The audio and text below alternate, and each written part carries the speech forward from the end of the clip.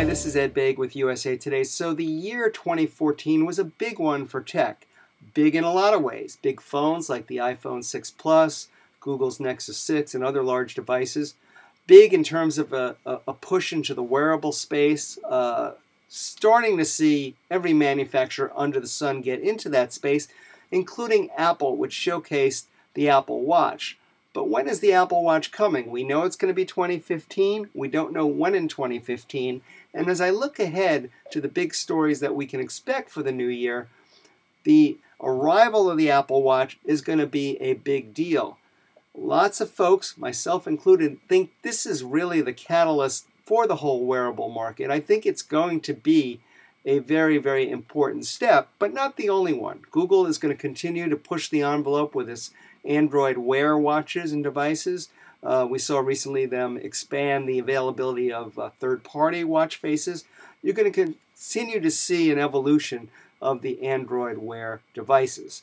Microsoft as well is expected to expand upon its presence in wearables. Late in 2014, they came out with a Microsoft Band, one of these wrist devices that was an interesting device, a versatile device, but it needed a way to go and get better. I think it will get better next year. But the big story for Microsoft involves Windows 10. That's, of course, the next version of Windows, which I expect to see sometime in the fall. Now, we don't know a heck of a lot about Windows 10 at this point, especially from the consumer side.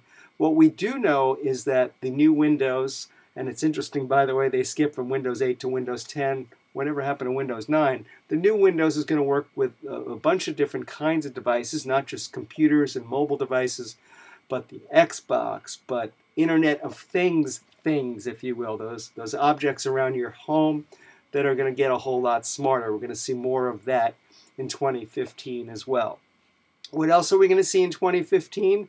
Well, in a couple of weeks at the Consumer Electronics Show, I expect to see a whole bunch of drones. Yes, drones. Now, you hear a lot about drones. You hear about military use of drones. You hear about companies like Amazon and Google flirting with drones, for fast delivery. I think in 2015, drones become more of a big deal, too. Yeah, there's consumer drones. There's some of these play drones out there. There's speculation that GoPro, which makes these popular action cameras, they're going to get into the drone business. And we'll see a variety of ways that people start to use drones for capturing everything from, the big frat party during spring break, perhaps. I expect real estate agents to use drones to show off the neighborhood. Maybe you'll shoot your wedding with a drone. Speaking of stuff in the sky, Google, which had prior announced something called Project Loom, is going to push further. These are actual hot air balloons that are up in the sky, and the idea here is that they will help provide internet access to 2/3 of the world's population that don't have access today. That will be something to watch in 2015 as well. Google, of course, has also shown some other interesting things like those contact lenses that are supposed to help diabetics read glucose levels. It's amazing where some of this stuff is likely to go in 2015 and beyond. And USA Today will be there to help report on all of it. I wish my readers and viewers a very happy holiday season. I'm Ed Baig, and I'll catch you next time.